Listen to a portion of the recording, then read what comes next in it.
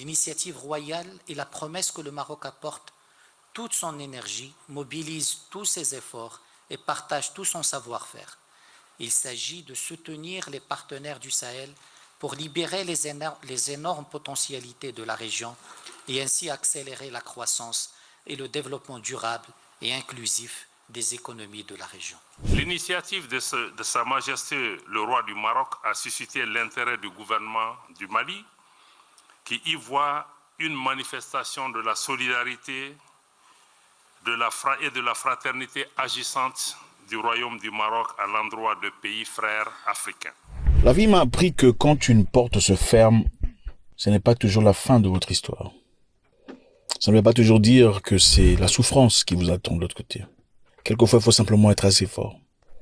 Être assez fort pour regarder dans le couloir, continuer à marcher et peut-être essayer une nouvelle porte. Peut-être que celle-là sera la bonne. Même si la porte précédente était très intéressante, était une porte à travers laquelle on a eu beaucoup de souvenirs positifs, beaucoup d'histoires.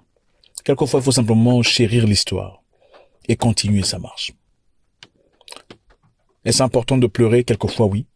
Quelquefois, se défouler, se permettre de se libérer au fait, en réalité, et pouvoir finalement avancer et ne jamais s'arrêter. Essayez une nouvelle porte. Essayez une nouvelle porte. Tentez ailleurs. Des fois, la vie nous cache des superbes surprises. Le pays que vous connaissez très bien, les trois pays, le Niger, le Burkina Faso et le Mali, ont été victimes de beaucoup de choses. Vous avez vu, vous en avez été témoin. Le Mali, principalement, vous savez, quand les Maliens se sont levés contre l'injustice, on leur a bloqué la porte. Okay, on leur avait bloqué la porte de sortie et la porte d'entrée. C'est-à-dire, le Mali étant un pays enclavé, un pays dans le continent, c'est-à-dire le pays n'est pas bordé par la mer, il n'y a pas de mer ou d'océan au Mali. Ce dernier est obligé de passer à travers des pays voisins pour faire ses commerces, pour importer et exporter. Chose qui n'est pas toujours facile. Cela a peut-être été dans le passé, parce qu'il était en bonne collaboration, ou je dirais peut-être était un agent travaillant dans le même circonstances que les autres pays. Aujourd'hui, c'est plus le cas. Les Maliens sont libérés. En tout cas, sont vers la marche de leur libération. Alors, ces privilèges sont pris. Ils sont partis, ils ne sont plus. Les Maliens ne peuvent plus, en tout cas, ou en ce moment-là, ne pouvaient absolument plus sortir ou importer ou exporter leurs histoires partant des ports des pays étrangers. Parce que le Mali avait refusé d'obtempérer aux demandes de la CEDEAO. Le Mali a été bloqué. L'objectif principal était d'asphyxier le pays au point où la population s'élèverait contre leurs dirigeants afin de les combattre et les renverser. Ça n'a pas réussi. Malheureusement pour eux, et heureusement pour le Mali. C'est-à-dire un pays enclavé, bloqué, incapable d'exporter ni d'importer à travers les ports parce que les pays voisins, prétendument frères, avaient refusé de leur accorder cette opportunité. Aujourd'hui, de manière incroyable, le roi du Maroc vient de faire une demande aux pays du Sahel, leur disant, vous pouvez venir chez moi si vous avez besoin d'exporter ou d'importer, et vous servirez de ma porte à travers la mer pour vous ouvrir la porte vers le monde. Incroyable, n'est-ce pas? En y pensant simplement, ça me fait peur, et ça me donne la chair de poule. Pensez que ce que nous avons l'habitude de qualifier de frère, généralement une personne qui est exactement comme nous, en tout cas, de manière physique, on pense qu'une personne ayant la couleur de peau exactement comme la nôtre est essentiellement un frère. Voilà pourquoi je combat ces histoires. Je ne suis pas d'accord. Je pense que vous non plus d'ailleurs. Parce que la réalité est celle-ci. Pendant que les pays africains qui vous ressemblent vous bloquent la porte, vous interdisent l'oxygène, vous asphyxient le peu de capacité que vous avez. Voilà le Maroc voisin, que généralement qualifié d'arabe ou de berbère, s'ouvre la porte et vous offre une opportunité d'aller vous déverser dans l'océan et vers le monde. Donc venez au Maroc, emmenez tout ce que vous avez comme marchandises, emmenez tout ce que vous avez comme infrastructure et tout le bazar. Vous voulez vendre et importer, vous pouvez vous servir de notre port. Pendant ce temps, les pays derrière ici, les pays que vous voyez, vous connaissez regardez la carte, les pays en bas, ce sont des pays africains. Ce sont des Noirs comme vous, qui ont subi les mêmes revers, les mêmes difficultés, les mêmes esclavagismes, les mêmes colonialismes que vous. Ce sont les gens que vous appelez mon frère, n'est-ce pas, naturellement. Ceux-là ont bloqué la porte. Au Mali, au Niger, au Burkina Faso. Ceux-là se sont levés farouchement pour aller attaquer le Niger. Heureusement pour le Niger, il y a eu le Mali et le Burkina Faso pour sa défense. Mais ces gens-là n'ont pas hésité. Ils ont mis leur argent ensemble, leur force ensemble, pour se préparer pour la guerre. Et heureusement pour eux, évidemment, les autres ont intervenu. Bah non, ça me choque. Ça devrait vous choquer aussi. Une porte qui se ferme ne veut pas essentiellement dire que la porte est fermée pour toujours, ou qu'il n'y a pas d'autre porte. Une porte qui se ferme dans la vie, une opportunité qui s'en va, une chose qui s'éclipse, ne veut pas nécessairement dire que c'est la fin de votre histoire. Regardez le roi des Marocains, le roi Mohamed, qui ouvre sa porte au Mali. Donc, il y a eu réunion, les hauts diplomates du Maroc, du Burkina Faso et du Tchad, le Tchad aussi a été invité, Maroc, Burkina Faso, Tchad, Mali et Niger ont convenu de renforcer leur coopération lors d'une réunion de coordination ministérielle tenue samedi à Marrakech, dans le sud de Maroc. Donc, le Maroc, le Burkina Faso, le Tchad, le Mali, le Niger ont réuni leurs chefs pour discuter sur comment travailler ensemble. La réunion a porté sur une initiative proposée au début novembre par le roi Mohamed VI, qui a suggéré de lancer une initiative internationale pour permettre aux pays du Sahel d'avoir accès à l'océan Atlantique. Pendant qu'il y a les Africains, comme les Marocains sont Africains aussi, mais vous, les Noirs, vous aimez mettre les Marocains de côté. Pendant qu'il y a des Noirs comme vous en bas, qui vous ont refusé l'accès, regardez, le Maroc a ouvert la porte. Maintenant, il faut parler encore. Oh, mon frère, quel mon frère? Le roi a souligné que le succès d'une telle initiative dépend de la modernisation des infrastructures des pays du Sahel et de la recherche de leur connexion aux réseaux de transport et de communication existants dans la région. C'est-à-dire que ces pays mettent en jour leur infrastructure afin de les connecter dans les réseaux internationaux qui sont disponibles pour que le Maroc aussi, à l'aide de ces outillages, puisse aider à l'accès à l'océan. Dans un communiqué publié à l'issue de la réunion, les diplomates ont exprimé leur gratitude à l'offre du Maroc de mettre ces infrastructures routières, portuaires et ferroviaires à la disposition des pays du Sahel pour renforcer leur participation au commerce international. Les amis, bravo, félicitations, bravo aux Marocains. Je sais que souvent, quand il y a du mal à dire, on dit du mal. Quand il y a du bien à dire, il faut dire du bien. Félicitations, ça fait du bien. Je sais que le roi marocain et le Maroc en général sont en train de faire des choses extraordinaires dans les quelques temps passés. Nous savons aussi d'ailleurs que le Maroc a inauguré le 7 juillet 2022 une clinique au Mali, clinique pour permettre à protéger les enfants, clinique pour...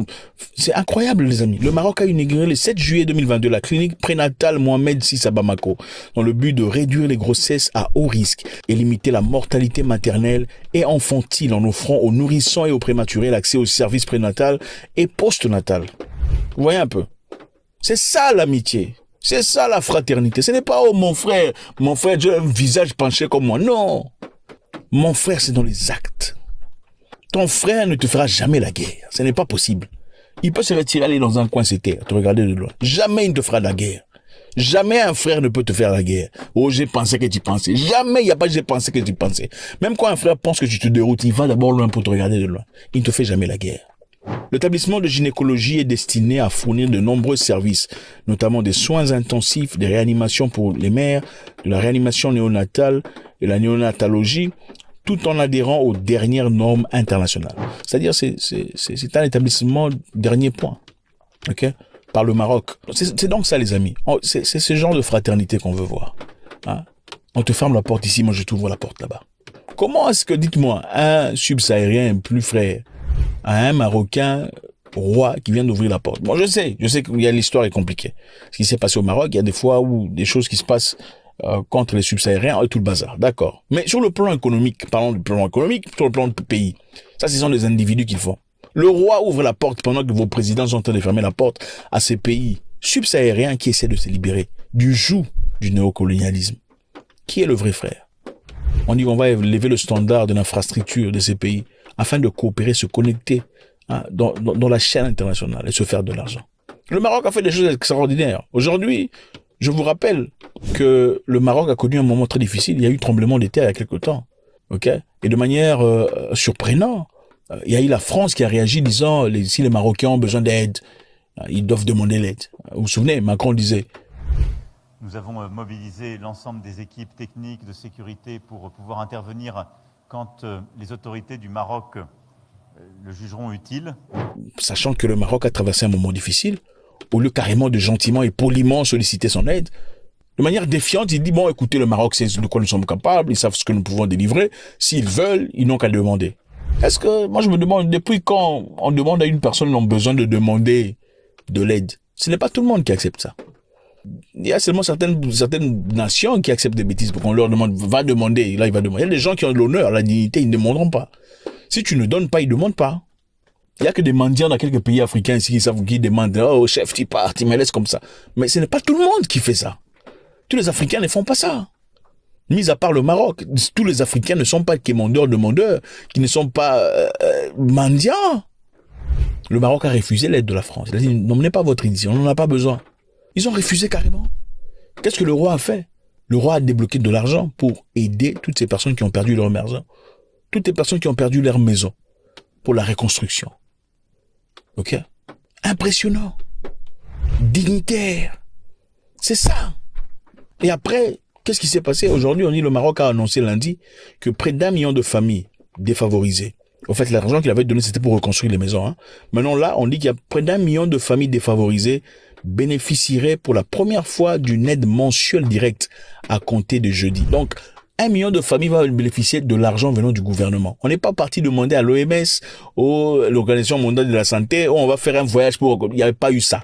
C'est l'argent du Maroc qui donne à sa population. C'est ça la dignité. Okay. 1 million de personnes, 1 million de familles, pas 1 million de familles, pas de personnes défavorisées. Un système inédit dans le royaume depuis de nombreuses années. Okay. Au total, près d'1 million de familles devraient en bénéficier. Ces allocations familiales ciblées s'inscrivent dans le cadre d'une vaste réforme sociale initiée par le roi Mohamed VI en 2020. Okay. Les bénéficieront, je sais pas c'est combien, enfin je sais pas combien c'est combien en euros, tout ça. Bref, c'est ça les amis. Je pense que la leçon est très simple. Quand une porte se ferme, ça ne veut pas nécessairement dire que c'est la fin de votre histoire. Quelquefois, dans un couloir, il faut avoir le courage d'aller essayer la porte d'à côté. Malgré les bons souvenirs qu'on puisse avoir de la porte précédente. Votre frère n'est pas celui qui vous ressemble. Absolument pas. Ce n'est pas celui qui a votre passeport ou votre carte d'identité ou similaire au vôtre, au moins, pour le moins. Votre frère est celui qui combat à vos côtés quand vous en avez besoin. Celui qui vous apporte de l'eau à boire quand vous crépissez de soif. Celui qui est prêt à vous propulser quand vous en avez besoin. C'est ça un frère. Combattre avec vous. Vous défendre en public pendant qu'on vous corrige en privé. C'est ça vos frères. C'est simplement ça. Ce n'est pas quelqu'un avec qui on a étudié à l'école primaire. C'est son... Non. Merci infiniment aux Marocains. Nous sommes reconnaissants pour ce peuple sahélien, Mali, Burkina Faso et Niger, qui mènent un combat très dur pour leur destinée. God bless.